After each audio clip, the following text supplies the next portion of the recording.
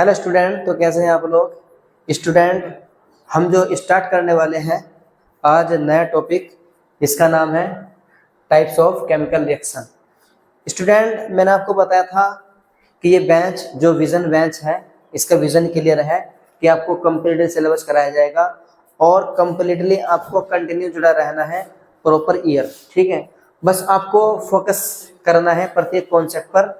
ठीक है, inspire Bharti classes में आपको कंप्लीट सिलेबस कराया जाएगा। ठीक है स्टूडेंट, तो चलते हैं एक नए सेशन के साथ। लेक्चर नंबर 4 है हमारा ये। लेक्चर नंबर 4 में हम क्या पढ़ेंगे? Types of chemical reaction. ठीक है, टाइप्स ऑफ केमिकल रिएक्शन के अंदर हम कौन कौन सी रिएक्शन पढ़ेंगे वो आपको ध्यान में रखना है।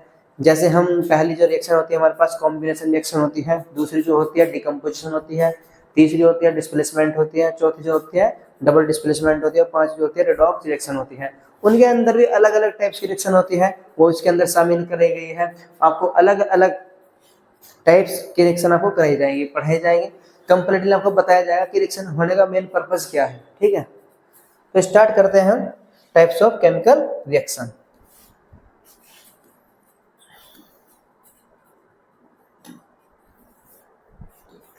तो स्टूडेंट, जो हम स्टार्ट कर रहे हैं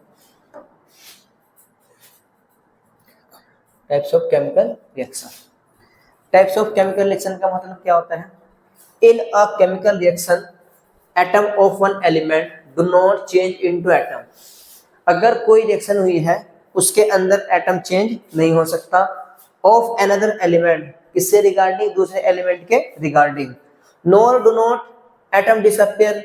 अगर हमने कोई एलिमेंट लिया तो डिसअपियर नहीं हो सकता। डिसअपियर का मतलब ऐसा नहीं है कि हमने कोई एलिमेंट ले लिया कि और जब वो प्रोडक्ट में कन्वर्ट हुआ तो उसके अंदर क्या आ जाएगा? चेंजेस आ जाएगा, बदल जाएगा, उसकी जगह कोई और सा प्रोडक्ट इनक्लूड हो जाएगा। जैसे मैं मानता हूँ कि हमारे पास CaO है। क्या है? CaO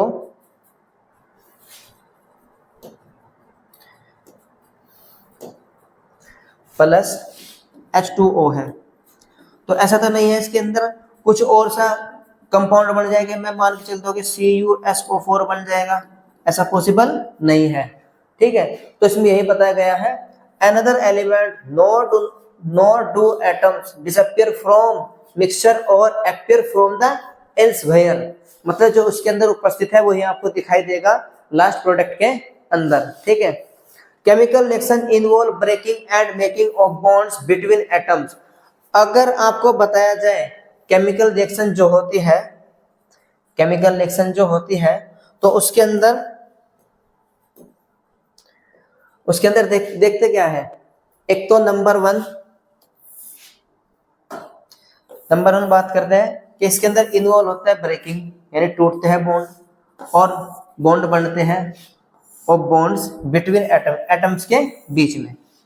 मतलब इसने क्या बताया है कि हमारे पास कोई एटम्स हैं, उन एटम्स के बीच में बॉन्ड तैयार होते हैं और टूटते भी हैं। जब बनते हैं तो टूटते भी हैं। तो सबसे पहले जो ब्रेकिंग होती है बॉन्डिंग की, वो आपको बताया जाएगा। ठीक है, अगर मैं बात कर लेता हूं कि हम कोई रिएक्शन कर रहे हैं, उस रिएक्शन करने के साथ साथ आपको बताया गया कि ये हमारे पास CH2 डबल बॉन्ड CH2 है। रिएक्शन किससे करा दी गई? इसकी हाइड्रोजन से करा दी गई। तो यहाँ क्या हो गया? बॉन्डिंग क्या होगी? ब्रेकिंग हो जाएगी। बॉन्डिंग क्या हो जाएगी? ब्रेकिंग हो जाएगी दो एटम के बीच में, और नए उसके अंदर क्या होगा? नए मॉलिक्यूल तैयार हो जाएगी। जैसे हमारे पास CH3 है और फिर क्या है? CH3 है। ठीक है, तो ये हमारे पास क्या है? केमिकल रिएक्शन है। इसमें आपको फोकस रखना है। अब हम आगे चलते हैं। जो टाइप्स ऑफ केमिकल रिएक्शन है मैंने आपको बताया था, पहली जो रिएक्शन है हमारे पास वो कौन सी है? Combination reaction. स्टूडेंट, आपको बस ध्यान में क्या रखना है, कॉम्बिनेशन रिएक्शन होती क्या है? जो कॉम्बिनेशन रिएक्शन है उसका मेन पर्पस क्या है? देखो, जब भी हम बात करेंगे कॉम्बिनेशन रिएक्शन की, तो अगर मैं बात करता हूँ ये मेरे पास मार्कर है, क्या है मेरे पास, तो इसका कॉम्बिनेशन किससे करना है? अगर मैं इसको मैं इसके साथ जोड़ देता हूँ, ये मैंने इसके साथ इसको इंक्लूड किया, जब इसके साथ ये जुड़ गया तो इसके अंदर क्या होगा? कॉम्बिनेशन हो गया ना, जुड़ गया है। कॉम्बिनेशन का मतलब क्या होता है? जोड़ना। और डिकम्पोजिशन का मतलब क्या होता है? तोड़ना। ये बात तो आपको ध्यान में रखनी है। कॉम्बिनेशन का मतलब जोड़ना, डिकम्पोजिशन का मतलब तोड़ना। ठीक है, तो अब हम चलते हैं किस पर?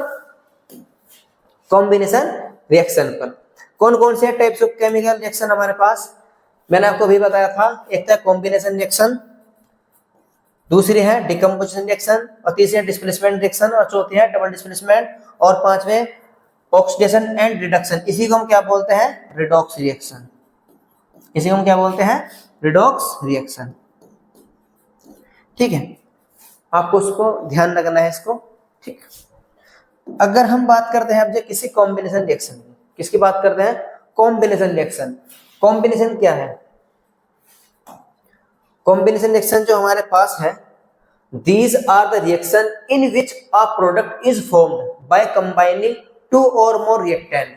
यानी हमें ध्यान में क्या रखना है, जब किसी रिएक्शन के अंदर दो या दो से अधिक रिएक्टेंट आपस में जुड़ जाए, दो या दो से अधिक रिएक्टेंट आपस में जुड़ जाए, उसको हम क्या बोलते हैं, कॉम्बिनेशन रिएक्शन बोलते हैं। ठीक है, जब उसके अंदर दो रिएक्टेंट जुड़ेंगे, ये हमेशा बात याद है कि दो, कम से कम दो, उससे ज्यादा भी जुड़ सकते हैं।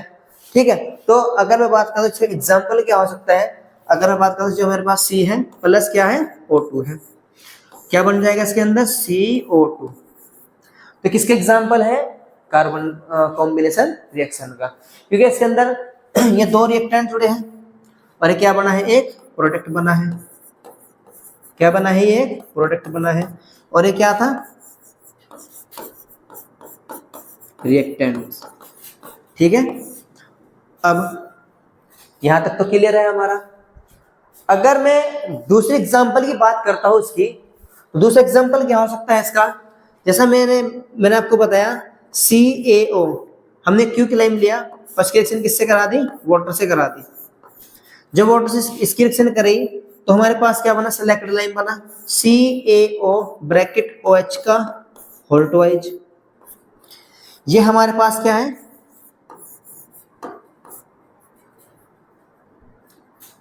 क्विकलाइन, और ये क्या है हमारे पास, वाटर, और ये क्या बना हमारे पास, सेलेक्टेड लाइन। इसको हम बोलते हैं हिंदी में बुझा हुआ चूना। ठीक, हम कई बार आपके घरों में कुछ मतलब पेरेंट्स ऐसे होते हैं, जो बड़े बुजुर्ग लोग होते हैं, वे क्या करते हैं, वे खाने का यूज करते हैं, मतलब पान का यूज करते हैं। जब पान का यूज करते हैं उसके अंदर कौन सा चूना उसके अंदर डालते हैं, अगर उसके अंदर ये क्विकलाइम डाल दिया तो प्रॉब्लम क्रिएट हो सकती है। उसके अंदर जो यूज करा जाता है सेलेक्टेड लाइन यूज करा जाता है। कौन सा यूज करा जाता है, सेलेक्टेड लाइन। आपने देखा होगा जो उसका चूना आता है पानी के अंदर डालने का, तो वो थोड़ा लिक्विड फॉर्म में होता है, उसको लिक्विड में पहले डिजोल्व करके रखा जाता है, जिससे उसकी जो रिएक्टिविटी है वो कम हो जाए।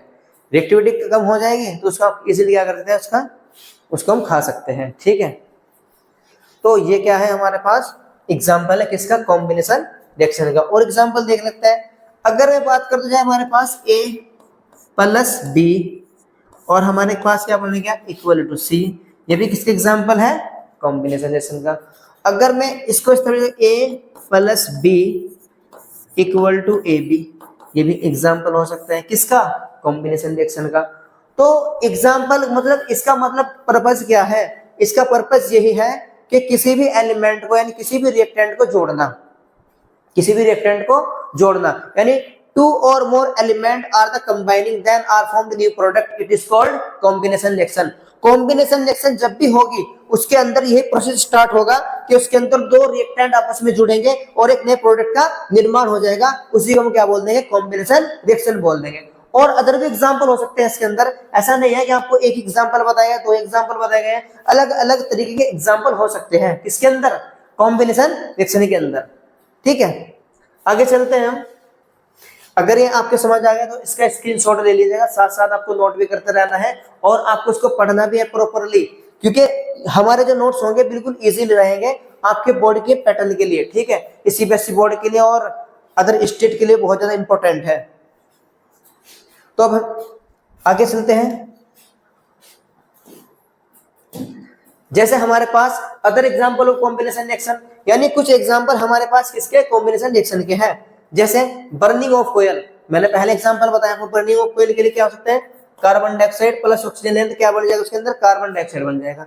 यानी कार्बन ले ऑक्सीजन ले उसके अंदर क्या बना, कार्बन डाइऑक्साइड बन गया। अगर हम बात करते हैं formation of water from the H2 and O2, यानी इसके अंदर क्या देखा गया है कि वाटर जोड़ दिया और क्या जोड़ दिया, ऑक्सीजन जोड़ दिया, दोनों गैसेस हैं, दोनों आपस में जुड़े, क्या बन गया, लिक्विड बन गया, वाटर बन गया। उसके बाद reaction in which heat is released along with formation of product are called exothermic chemical reaction. इसके अंदर क्या बताया गया है, यानी जो रिएक्शन होती है उस रिएक्शन यानी एक्सोथर्मिक रिएक्शन, इसके बारे में आपको याद रखना है जो एक्सोथर्मिक रिएक्शन है, क्योंकि बहुत ज्यादा इंपॉर्टेंट है। एक्सोथर्मिक रिएक्शन का मतलब क्या होता है, देखो मैं बता दूं। एक्सो का मतलब होता है बाहर निकाला, थर्मिक का मतलब हीट, ठीक है। एक्सो का मतलब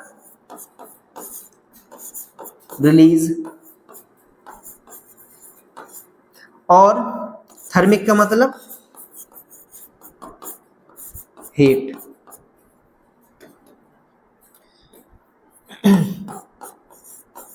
हीट को रिप्रेजेंट कैसे करते हैं हम, डेल से, ठीक। हीट को हम किससे रिप्रेजेंट करते हैं, डेल से।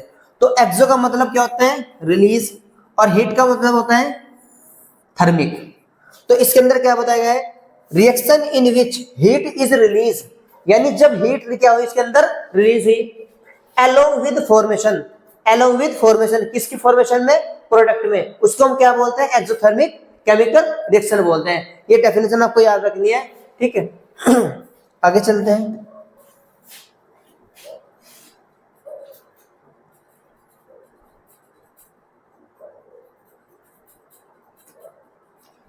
कुछ एग्जाम्पल और हैं, जैसे अदर एग्जाम्पल हो वही एक्सोथर्मिक रिएक्शन, यानी एक्सोथर्मिक के एग्जाम्पल।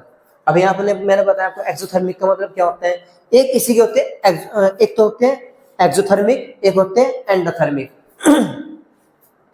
जब एक्सोथर्मिक की बात होगी, जब भी एक्सोथर्मिक की बात होगी, तो एक्सो का मतलब क्या होता है, हीट रिलीज, और एंडो का मतलब क्या होता है, हीट एब्जॉर्ब। क्लियर है, ये आपके क्लियर रहना चाहिए, क्रिस्टल, बिल्कुल क्रिस्टल क्लियर। अगर आपके क्रिस्टल क्लियर रहा तो एग्जाम में आप इजीली इसका आंसर दे पाओगे, वरना आप उसका आंसर नहीं दे सकते, ठीक है। तो एक्सोथर्मिक का मतलब है हीट रिलीज, और एंडो का मतलब क्या होता है, heat absorb in reaction along with product. ये बात याद रखनी है आपको, ठीक है। तो अगर मैं बात कर रहा हूं बर्निंग ऑफ नेचुरल गैस, यानी नेचुरल गैस को क्या करा, बर्न करा गया, जलाया गया, उसके अंदर क्या लिया, मीथेन लिया, और क्या ले लिया, ऑक्सीजन ले लिया, दोनों ही गैस है। उसके अंदर क्या तैयार हो गया, कार्बन डाइऑक्साइड और प्लस वाटर बाहर निकाल दिया, यानी जिसके अंदर से हीट रिलीज हो जाए, जिसके अंदर से हीट रिलीज हो जाए, उसको हम क्या बोलते हैं, एक्सोथर्मिक रिएक्शन बोलते हैं। अब उसके बाद है रेस्पिरेशन। रेस्पिरेशन का मतलब आपको पता है, सांस लेना, यानी आप कुछ भी आपने कुछ खाना खाया, खाना खाने के साथ साथ अगर आपने वहां देखा कि जब आपने खाना खाया तो उसके खाने के अंदर प्रेजेंट हाई क्वांटिटी के अंदर क्या होता है, ग्लूकोज, तो ग्लूकोज हमारी बॉडी के अंदर एंटर होता है, सिंपल सी बात है, ये सभी बच्चों को मालूम होती है, कुछ बच्चों को मालूम नहीं होती, तो आपको ध्यान में रखना है। तो जो ग्लूकोज का जो फॉर्मूला है हमारे पास वो क्या है, C6H12O6 होता है, C6H12O6, किसकी फॉर्म में, एक्वस की फॉर्म में। इसकी जो रिएक्शन करी गई वो करा दी किससे, ऑक्सीजन से करा दी। जब ऑक्सीजन से इसकी रिएक्शन करी गई तो इसके अंदर क्या बाहर निकली, कार्बन डाइऑक्साइड बाहर निकला और वाटर प्लस एनर्जी, यानी इसके अंदर भी एनर्जी रिलीज हो। अब एक कॉन्सेप्ट और लग गया, जब भी एक्सो की बात होगी वहां एनर्जी की बात आ सकती है, यानी heat energy release, heat energy release, या heat energy absorb, that is endo, और heat energy release, that is exo.